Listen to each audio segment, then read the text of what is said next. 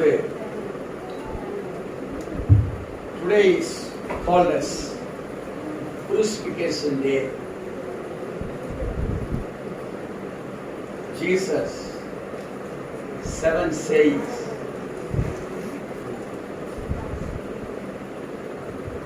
அருமையான தேவச்சனமே, திருச்சபைகள் 7 வார்த்தையை குறித்துதான் அதிகமாக என்னைக்கு இயேசு சிலுவையில் அறையப்பட்டாரோ அதை குறித்துதான் நாம் அதிகமாக பேசி நாம் பார்த்து கொண்டிருக்கிறோம். டிவியை ஓபன் பண்ணீங்கன்னா 7 வார்த்தைகள் குறித்து பிரமாதமான வார்த்தைகள் பேசுகிற தியானங்களை நாம் பார்க்கிறோம். ஏதாவது வீட்டுக்கு நியூஸ் லெட்டர் வரும், அதை பார்த்தீங்கன்னா 7 வார்த்தைகள் குறித்து எக்கச்சக்கமான பேச்சுகள். மேகசின்ஸ் வரும், மேகசின்ஸ்ல பார்த்தீங்கன்னா பிரமாதமான 7 வார்த்தைகள். புக் ஸ்டாலுக்கு போனீங்கன்னா கூட அடுத்த வருஷம் நீங்க மறுபடியும் இந்த மாதிரி நேரத்துக்கு போனாதான் அந்த 7 வார்த்தை புக்கு மேல வச்சிருக்காங்க. இப்போ போனீங்கன்னா அந்த புக்கு தான் மேல இருக்கும். விசுவாசிகள் அந்த 7 வார்த்தை என்ன, 7 வார்த்தை என்ன, அதனுடைய சாராம்சம் என்ன, எப்படி பேசியிருக்கிறார் என்கிற காரியங்களை குறித்து தான் அதிகமாக நாம் பார்த்து இருக்கிறோம்.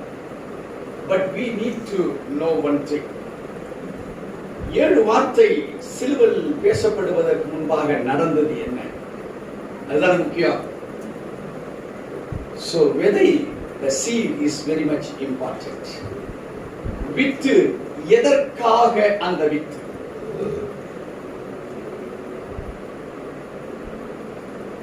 அன்றைக்கு ஆதியாகம புத்தகத்தை பார்க்கிற பொழுது சர்ப்பத்துக்கு முன்பாக ஆண்டவர் ஒரு வார்த்தையை சொன்னார்.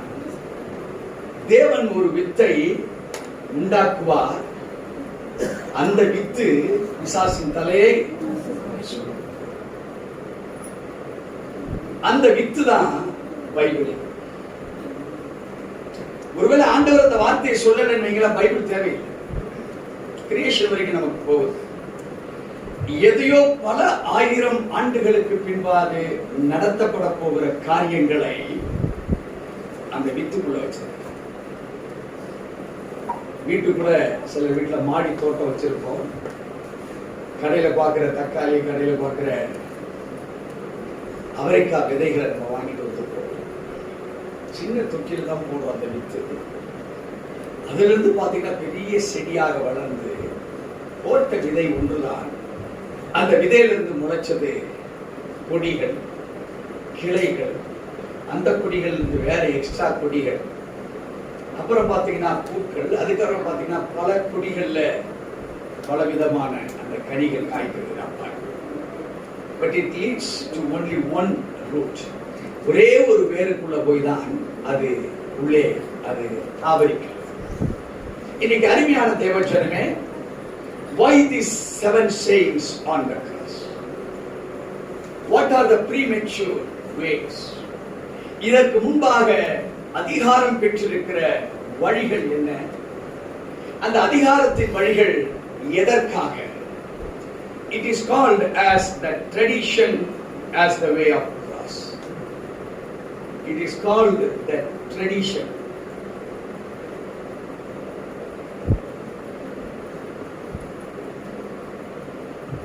சிலுவையில் அடிப்பதற்கு முன்பாக there was a tradition way. அந்த வழிகள் மூலமாக தான் கிறிஸ்துவை அழைத்து சென்றிருக்கிறார்கள். அந்த வழிகள்ல என்ன என்ன நடந்ததோ அதுதான் இந்த சிலுவையில் தொங்கப்பட்டிருக்கிற நிலை.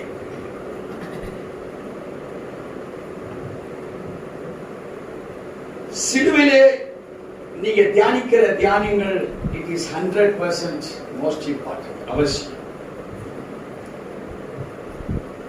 இது டைரக்டா நடந்ததா? இது நடப்பதற்கு முன்பாக there was something on the way. வழிகளில் எத்தனையோ வழிகள் இருந்தது. அந்த வழிகள் தான் மிக மிக மிக important.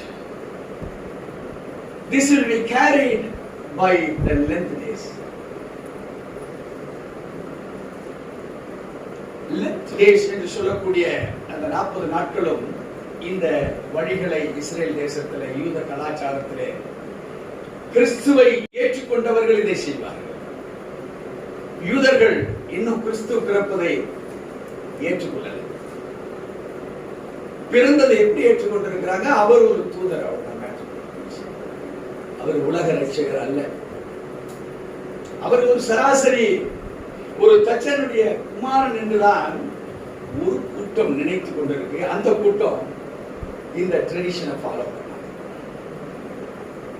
Those who were accepted that Jesus Christ is the savior of the world, உலக ரட்சகராய் இருப்பவர் இயேசு கிறிஸ்து தான் என்று உணர்ந்தவர்கள் இதோ ஃபாலோ பண்றாங்க. இயேசு கிறிஸ்து ரட்சகர் இல்லை என்று சொன்னவர்கள் தான் இந்த சிலுவைக்கு போறதுக்கு இயேசுவுக்கு முன்னோடியாக, அவருக்கு பிரச்சனை உள்ளவராக, போராட்டம் உள்ளவர்களாக, அவருக்காக வாழ்ந்து அவரை எதிர்க்கிறவர்களாக இருந்தார்கள். அருமையான தேவச்சனமே, இங்கே 14 ஸ்டேஷன்ஸ் இருக்கு.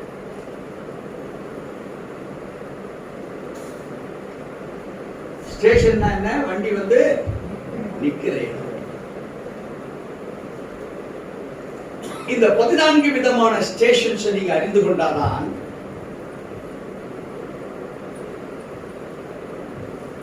இந்த ஸ்டேஷன் தான் இதுக்கு லீட் பண்ணும். கடைசியா there is one place which is called as destination. டெஸ்டினேஷனுக்கு அப்புறம் ஸ்டேஷன் இருக்கா? அதான் ஃபைனல். அநேகர் ஃபைனலை நாம தெரிந்து கொண்டிருக்கிறோம். இந்த 14 டிஃபரண்ட் ஸ்டேஷன்ஸ் பத்தி இந்த குருசிபிகேஷன்ஸ்ல நாம் ஆராய்ந்தது கிடையாது. தெரியும், சம்திங் அதை குறித்து அறிந்திருக்கிறோம். பட் வகை அறிக்கப்பட்டதாக அல்ல, அது கால்குலேட்டடாக அல்ல. சொல்லுவா, அவரு பிலோத்து ஏதோ ஒரு தீர்மானம் பண்ணாரா அவரை கொலை, இப்படி சொல்லுவோம். அவர் சிலுவையை தூக்கிட்டு சுமந்தாராம் அப்படின்னு சொல்லுவோம். ஏதோ ஒரு தடவையோ 2 தடவையோ கீழே விழுந்தாராம் அந்த சிலுவை தூக்க முடியாம, அதை சொல்லுவோம். நம்ம சொல்றதெல்லாம் கரெக்ட் தான். But what is the formula?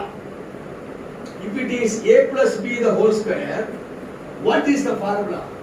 இதுதான் final answer. How you attained அந்த ஆன்சரை நீங்க எப்படி பெற்றுக்கொண்டீங்க? ஆமா, அதுக்கு ஒரு ஃபார்முலா இருக்குல்ல பாஸ்டர், அதுதான்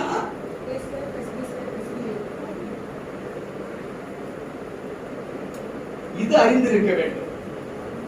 இது தெரியும். ஏக்கு ஒரு 5 நம்பர் கொடுத்தாங்க, இதுக்கு ஒரு 5 கொடுத்தாங்கன்னு வச்சுங்களேன். 25 the square is the answer. 625 அதான் ஆன்சர். ஆனா இத நம்ம கரெக்ட் பண்ணி அதை போட்டு வகை இருப்போமானால் you have come to know what is what.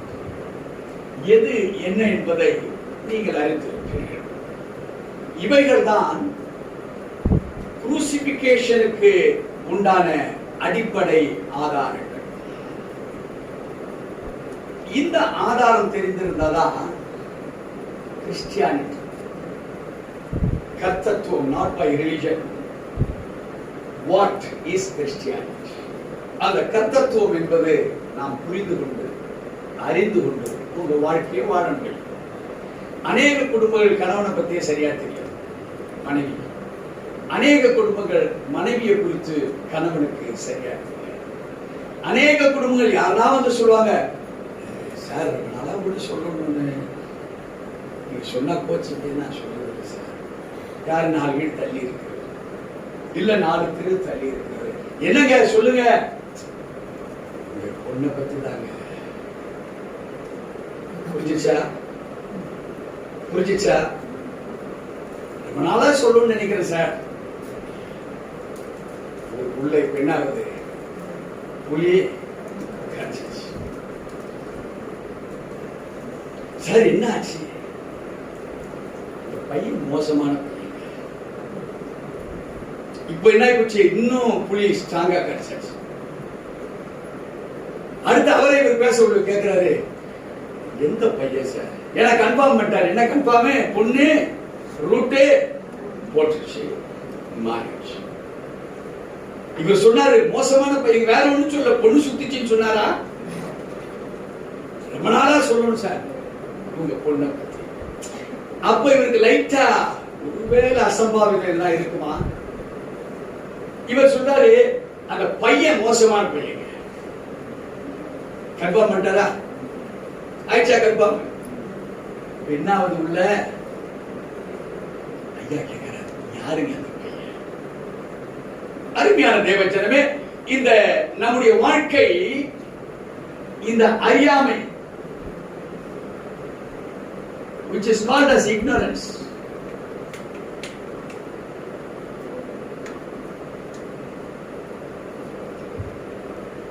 பதினான்கு முறைகளான ignorances. இவைகள் தேவையா தேவையில்லையா என்று ஆராய்ந்து பார்த்தீங்கன்னா தேவைகள் அற்றது. ஆனால் அவைகள் தான் சரித்திரமாக மாறிவிட்டது.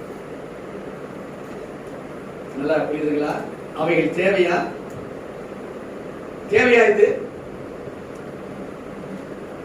தேவையில்லை. இயேசு நமக்காக பலியாகணுமா? ஆனா சரித்திரமாய் போச்சு. எப்படி சரித்திரமாய் போச்சு? நம்முடைய மீறல்கள், நம்முடைய அக்கிரமம். இப்ப ஆண்டவர் 14 பிளேசஸ் ஐடென்டிஃபை பண்ணி சொல்றாரு. முதலாவது, Pilate condemns.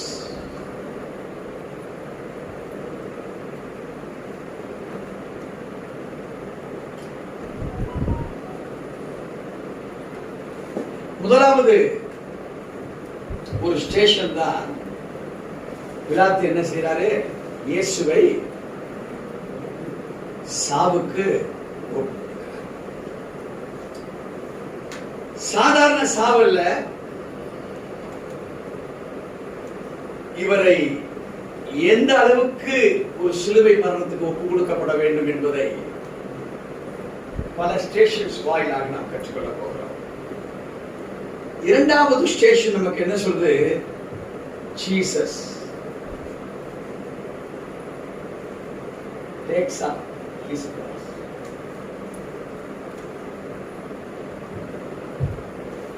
சிலுவையின் மரணத்துக்கு உண்டான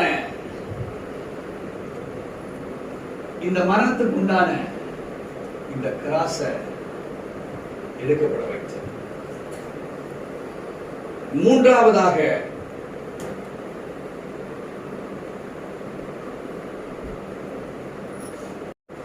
இயேசு எத்தனை தடவை விழுந்தாரு தெரியுமா? அந்த சீக்வன்ஸ் நம்ம பார்க்கணும். இங்க சிலுவை எடுத்த கொஞ்சம் நேரத்துக்குள்ளாக he was walking, முதல் தடவை விழுகிறார். நான்காவதாக ஜீசஸ் meets sorrowful.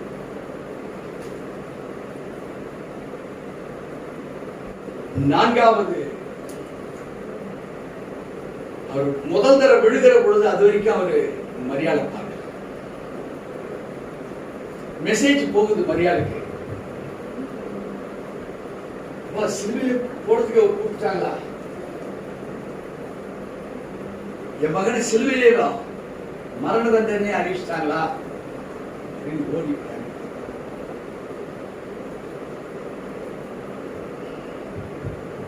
விழுந்து எழுந்து ஒரு விழுந்து எழுந்தா அந்த சரீரம் பார்த்தீங்கன்னா மண் இருக்கலாம், ஸ்கிராட்ச் இருக்கலாம், ஏற்கனவே வாரடி ஏற்பட்டிருக்கு, அந்த புண்ணுகள்லாம் என்ன இருக்கலாம், மண்ணு புரிந்து இருக்கலாம். அப்போ ஒரு தாய் அந்த உணர்கிற உணர்வு எப்படி இருக்கலாம் விளங்குங்களா?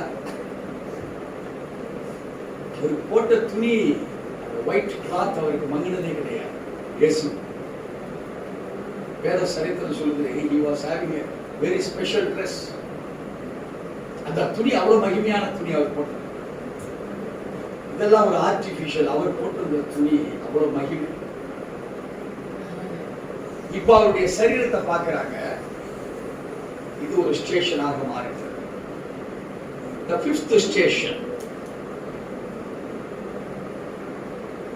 Simon of Cyrene. Simon of Cyrene. பல சைமன் இருக்கிறாங்க, சிமியோன் அவங்க கிடையாது. இந்த சைமன் இஸ் டிஃபரண்ட். அவர் சிரேனி நாட்டில் உள்ளவன். அவன் வருகிற பொழுது he was asked to help to Jesus. இவர் கூப்பிட்டு எப்பா கொஞ்சம் அந்த சிலுவை கொஞ்சம் ஹெல்ப் பண்ணுப்பா, தூக்க முடியல, அது கொஞ்சம் ஹெல்ப் பண்ணுப்பான்ற 5வது ஸ்டேஷன் செரீனி, CYRENE. இப்ப நம்ம தமிழ்ல மார்க் 15ஆம் அதிகாரத்தில் நம்ம வாசிக்கிறோம். 6வதாக வெர்னிகா. வெர்னிகா wipes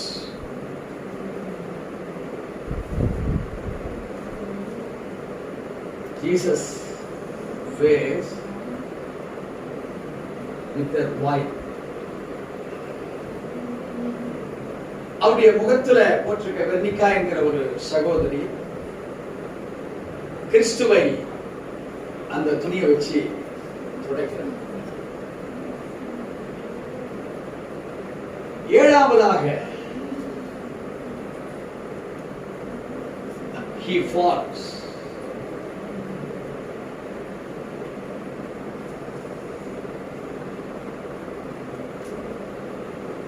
இரண்டாவது முறையாக விழுகிற ஒரு அன்பு. 8வதாக Jesus consoles. Jesus consoles the woman of Jerusalem.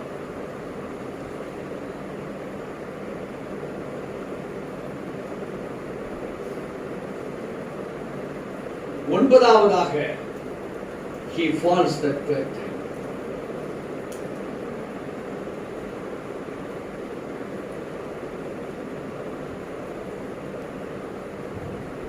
Step by step கிறிஸ்துவனுடைய டெஸ்டினேஷனுக்கு அவர் போய்கொண்டே இருக்கிறார். 10வதாக Jesus is stripped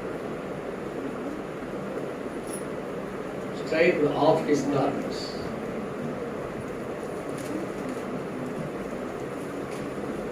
பதினோராவது ஸ்டேஷன் Jesus is nailed.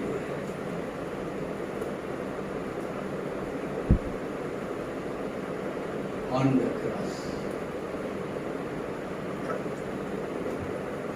இப்பெல்லாம் கொல்கத்தா மலை ஏறிட்டு இருக்கிறாங்க. இந்த தேர்ட் டைம் விடுகிற போது கொல்கத்தா மலையினுடைய ஏற்றம் ஒரு பிளெயின் பிளேஸ்லயே பிரச்சனை, முடியாம விழுந்து விழுந்து அடி வாங்கி இப்போ ஃபைனல் கொல்கத்தா மலைக்கு மேல போய் கொண்டிருக்கிற சூழ்நிலை.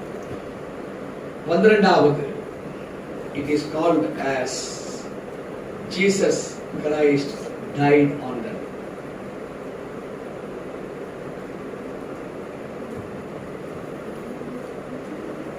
11வது தான் Jesus name. 12வது Jesus died on the cross. 10வது அவருடைய துணிகள் எல்லாம் இந்த துணியெல்லாம் வச்சிருக்கிறாங்க. 10வது. 13வது our Lord is taken down.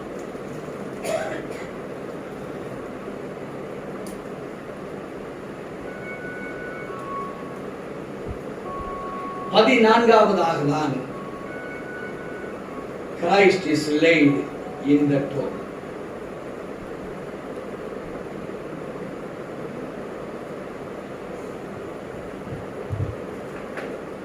Before cross நாம் சிந்திக்கப்பட வேண்டிய இந்த 14 நிகழ்வுகள் வெரி வெரி இம்பார்ட்டன்ட்.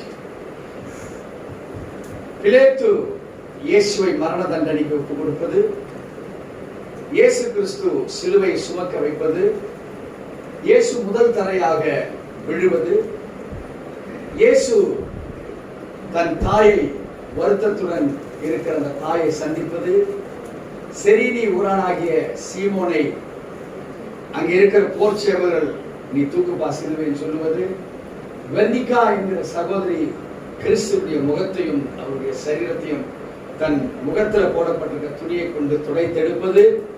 7ஆவதாக 2வது முறையாக இயேசு கீழே விடுகிறார். 8ஆவதாக அங்கே ஜெருசலேத்தின் பெண்மணிகள் வந்து இயேசுவை பார்க்கிறாங்க. அவர் வருத்தப்பட வேண்டாம் என்று அவர் உரைப்பது. 9ஆவதாக 3வது முறை கீழே விடுகிறார். 10ஆவதாக ஜீசஸ் மேல் இருந்த துணிகள் எல்லாம் கிழித்து எடுக்கப்படுகிறது. 11ஆவதாக சிலுவையிலே அறைகிறார்கள். 12ஆவதாக இயேசு சிலுவையிலே மரிக்கிறார். 13ஆவதாக தேவன் சிலுவையிலே மரித்த இயேசுவை கீழே இறக்கிறாங்க. 14ஆவதாக அவரை கல்லறையிலே அடக்கம் செய்கிறார். அருமையான தேவஜனமே, இந்த 14 நிலைகளையும் இன்றைக்கும் அந்த மக்கள் கடைபிடித்து வராங்க. Length days. இந்த 14 இடத்துலயும் ஒரு பிரேயர் குரூப் போய் நிக்குது. அவங்க என்ன சொல்லி பிரேயர் பண்றாங்க அப்படிங்கறத நாம இப்ப கற்றுக்கொள்ள வேண்டும். பிரேயர் என்ன? ஒவ்வொரு இடத்தில் நின்று இப்படியாக அவர்கள் ஜெபிப்பார்கள். ஓ கிரைஸ்ட்,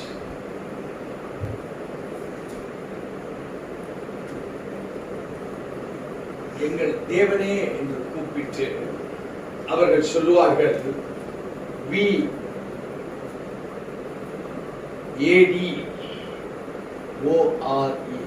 adore you. அப்படி என்றால் உம்மை வணங்குகிறோம்.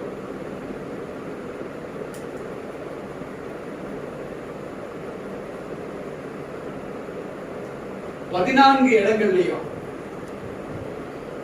பிலாத்து எங்கிருந்து இந்த அதிகாரத்தை சொன்னாரோ, உனக்கு மரண தண்டனை என்று சொன்னார்களோ, அந்த இடத்துல உம்மை வணங்குகிறோம் சொல்வார்களாம். அடுத்து we praise you.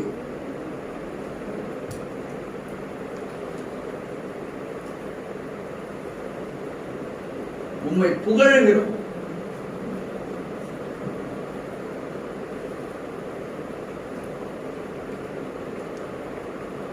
மூன்றாவதாக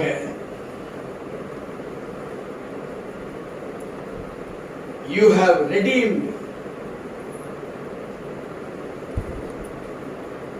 have redeemed the world by your holy cross.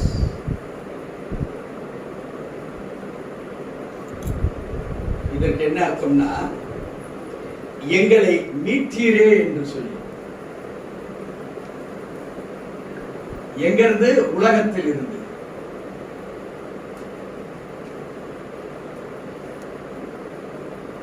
இந்த மூன்றையும் அவங்க சொல்லிக்கிட்டே இருக்காங்க.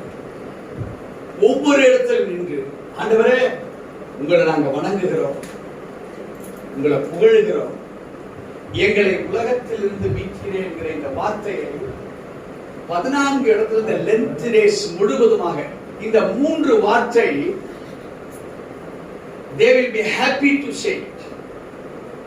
சந்தோஷமா அவங்க என் தேவனே என்று சொல்லி நாங்கள் உம்மை வணங்குகிறோம், உம்மை புகழுகிறோம், எங்களை உலகத்திலிருந்து மீட்டவரே என்று சொல்லி இந்த 14 மையங்களிலும் இருந்து ரட்சிக்கப்பட்ட யூதர்கள், கிறிஸ்துவை ஏற்றுக்கொண்ட யூதர்கள் இதை சொல்லி சொல்லி சொல்லி ஒவ்வொரு இடத்திலும் தேவ நாமத்தை மகிமைப்படுத்துவார்கள். இதை அறியாதவன் இதை செய்ய மாட்டான். கிறிஸ்துவின் நிமித்தம் ரட்சிப்பு அடையாதவன் இதை செய்ய மாட்டான். அருமையான தேவஜனமே, நாம் நடந்த சம்பவங்கள் 14 ஸ்டேஷன்ஸ மார்க் 15ஆம் அதிகாரத்தை தியானத்துக்கு என்று எடுக்க போறேன். மார்க் 15ஆம் அதிகாரம். நாம் இன்னைக்கு இதை குறித்ததான தெளிவை அறிந்து கொள்வோமானால் இவைகள் எல்லாம் என்ன என்பதை புரிஞ்சுப்பீங்க. இந்த மார்க் 15ஆம் அதிகாரத்துக்கு பிற்பாடு ஆதாமினால் வந்த மரணத்துக்கு ஏதுவான காரியங்கள் என்ன, ஆதாம் நிமித்தமாக இன்னைக்கு மனுக்குலம் பாதிக்கப்பட்டிருக்கிற காரியம் என்ன என்பதை குறித்து பார்த்துட்டு நாம் 7 வார்த்தைக்குள்ள போகிறோம்.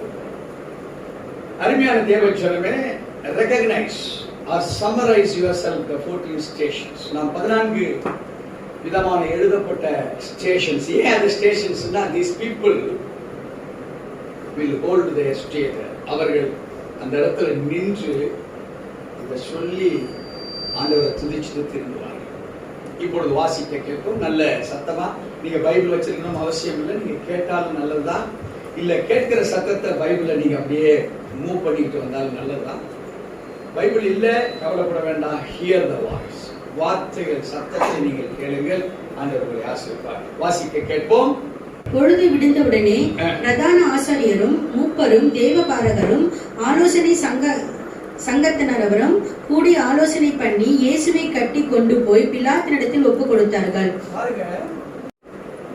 இப்போ நம்ம வீட்டுல ஒரு விருந்தாடி வந்தாச்சு, ஒரு ஆடை வாங்குறோம். அவரை நம்ம என்ன ஓல்வோ ஓமினி பஸ்ல எடுத்துட்டு வருவோம்.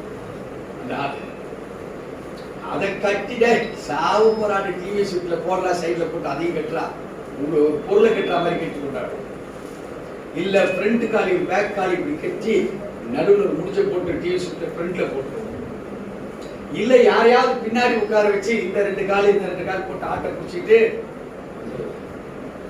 இப்போ கிறிஸ்துவை கட்டி எடுத்துட்டு வந்தாங்க. அவரை வாக் பண்ணலாம் வைக்கல. ஆளுகனை விட்டா அந்த ஆளு மறைந்து விடுவார். இங்கே வேதம் சொல்லுகிறது, இயேசுவை கட்டி கொண்டு போய் பிலாத்துவினிடத்தில் ஒப்பு கொடுத்தார். வாசிக்க கேட்போம். பிலாத்து அவரை நோக்கி, யூதருடைய ராஜாவா என்று கேட்டான். அதற்கு அவர், நீர் சொல்கிறபடிதான் என்றார். பிரதான ஆசாரியர்கள் அவர் மேல் அநேகர் குற்றம் சாட்டினார்கள். அவரோ மாறுதரம் ஒன்றும் சொல்லவில்லை. பிரதான ஆசாரியர்கள் அவர் மேல் அநேக குற்றங்களை சாட்டினார்கள். பிரதான ஆசாரியர் யாரு? நியாயப்பிரமாணத்தை அறிந்தவர்கள், வேதத்தை சுருள் மூலியமாக படித்தவர்கள், தோல் சுருள படித்தவர்கள், வேத பிரமாணங்களை ஒரு டீப்பர் செக்ஷன்ல போய் பிரித்து அதை படித்தவங்க தான் பிரதான ஆசாரியர். ஒரு ஆட்டுக்கு ஆசாரியன் அல்ல. பிரதான ஆசாரியன் சொன்னா ராஜா சொன்ன மாதிரி. The people who know the reality of the laws, வேத சட்டங்களை அறிந்தவர்கள் தான். நீங்கள் நான் இயேசை ஏற்றுக்கொண்டுதான் சபைக்கு வந்திருக்கிறோம். இப்ப வராதவங்களுக்கு குற்றமும் நான் எதுவும் சொல்லல. பட் அறிந்தவர்கள் தான் இப்ப யாரே வரல. ஒத்துக்கிறீங்களா? சபை இன்னைக்கு வெள்ளிக்கிழமை இல்லைன்னு வரல. அப்படியா? இல்ல நினைச்சுக்கிட்டாங்களோ? இல்ல ஏதோ ஒரு வேலை வீட்டுல, ஒருவேளை ரேஷன் கடையில இன்னைக்கு 11 மணிக்கு மேல காசு கிடைக்காதுங்க. முன்ன வந்து டோக்கன் வாங்குறவங்களுக்கு தான் நான் டோக்கன் வாங்கியிருப்பாங்க, வாங்கிருக்க மாட்டாங்க. யாராவது ஒருத்தர் வந்துடுவாங்க வீட்டுல உள்ளவர். அருமையான தேவச்சனமே, இங்கே அறிந்தவர்கள் யாரோ அறிந்தவர்கள் தான் இப்ப என்ன செய்யறாங்க? கிறிஸ்துக்கு ஆப்போசிட்டா செயல்படுகிறாங்க. அப்ப கிறிஸ்து தெரிஞ்சிருந்தாலும் ஆப்போசிட்டா போக முடியும். நல்லா புரியுதுங்களா? இந்த கான்செப்ட் உங்களுக்கு தெரியணும். கிறிஸ்தை குறித்து நல்லா தெரிஞ்சவங்க தான் அப்போஸ் பண்றாங்க. ஓகேவா? புரியுதா? இந்த பாயிண்ட் முக்கியம். நம்மள ஏன் நம்ம ஒப்பு கொடுக்க மாட்டோம்? அவரை பத்தி நல்லா தெரியும். இப்போ வேதம் சொல்லுகிறது, பிலாத்து அவரை நோக்கி, நீ யூதருடைய ராஜாவா என்று கேட்டான். அதற்கு அவர், நீ சொல்லுகிறபடிதான் என்றார். இந்த குற்றச்சாட்டை தான் பிரதான ஆசாரியர்கள் அவர் மேல் அநேகம் குற்றங்களை சாட்டினார். Related to this word. நல்லா புரிஞ்சுக்கணும். He is the Almighty God. யாரு? Jesus. அந்த ஆல்மைட்டியை தான், இவர் தான் ஆல்மைட்டி என்று அறிந்து, கொஞ்சம் புரியாத மாதிரி இருக்கும், புரிஞ்ச மாதிரி இருக்கும். அவங்க கூட்டி கழிச்சு பார்த்தா அவர் தான் அவங்களுக்கு தெரியும். பட் மைண்ட் அவங்களுக்கு ஏத்துக்கல. இப்ப சொல்றாங்க, குற்றங்களை அவர் மேல் சுமத்தினார்கள். வாசிக்க கேட்போம். 4வது. அப்பொழுது பிலாத்து மறுபடியும் அவரை நோக்கி, இதோ இவர்கள் உன்மேல் எத்தனை குற்றங்களை சாட்டுகிறார்கள், அதற்கு நீ உத்தரவு ஒன்றும் சொல்லவில்லையா என்று கேட்டார். இயேசுவோ அப்பொழுதும் உத்தரவு ஒன்றும் சொல்லவில்லை. அதனால் பிலாத்து ஆச்சரியப்பட்டான். இப்போ இந்த ஃபைனல் என்கொயரி நடந்துச்சு. ஒருவேளை இயேசு கிறிஸ்து ஆமாங்க அவங்க சொன்னாங்க, இப்ப நான் அது இல்லைங்கன்னு சொல்லியிருந்தா என்ன இருக்கு? இயேசு கிறிஸ்து விடுதலை ஆயிடுச்சு. இயேசு மௌனமா இருக்கிறாரு. அந்த மௌனம் எப்படி பேசுது? ஆமாங்க அவங்க சொல்றது. கிறிஸ்து தன்னை with the power of silence, with the power of silence, அமைதி காற்று அவர் உண்மையை அந்த இடத்துல சொல்லுகிறார். வாசிக்க கேட்கிறோம். காவல் பண்ணப்பட்டவர்கள் என்னை விடுதலையாக்க வேண்டும் என்று ஜனங்கள் கேட்டுக் கொள்கிறார்களோ அவனை அவர்களுக்கு விடுதலையாக்குவது பண்டிகை தோறும் பிலாத்துக்கு வழக்கமாயிருந்தது. கலகம் பண்ணி அந்த கலகத்தில் கொலை செய்து அதற்காக காவல் பண்ணப்பட்ட பரபாஸ் எனப்பட்ட ஒருவன் இருந்தான். யாருங்க? Negative person. அந்த நெகட்டிவ் பர்சன் பேர் என்ன? அவன் எப்படிப்பட்டவனா இருந்தான்? கலகம் பண்ணுகிறவன், கலகம் பண்ணி கொலை செய்கிறவன். ஒரு பண்டிகை நாட்களிலே ஒரு குற்றவாளியை பிடித்து உள்ள போடும் போது ரொம்ப நாள் இருக்கிற குற்றவாளியை விடுதலை செய்வாங்க.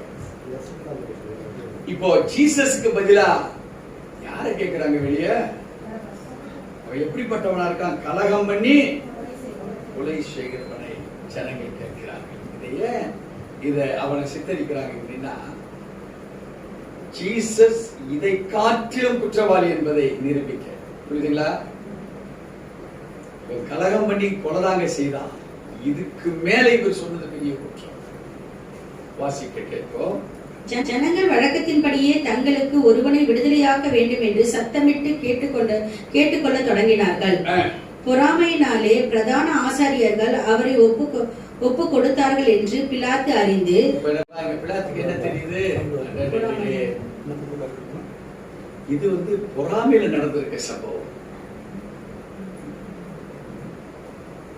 பொறாமையினாலே ஏற்படுத்தப்பட்டிருக்கிற ஒரு சம்பவம் என்பதை பிலாத்து அறிந்து கொள்கிறார். வாசிக்க கேட்போம்.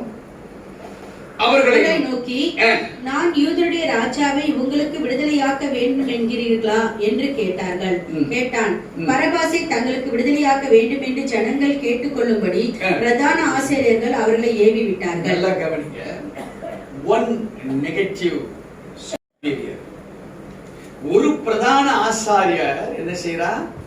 அங்க இருக்கிற ஜனங்களை வசப்படுத்தி ஏவி.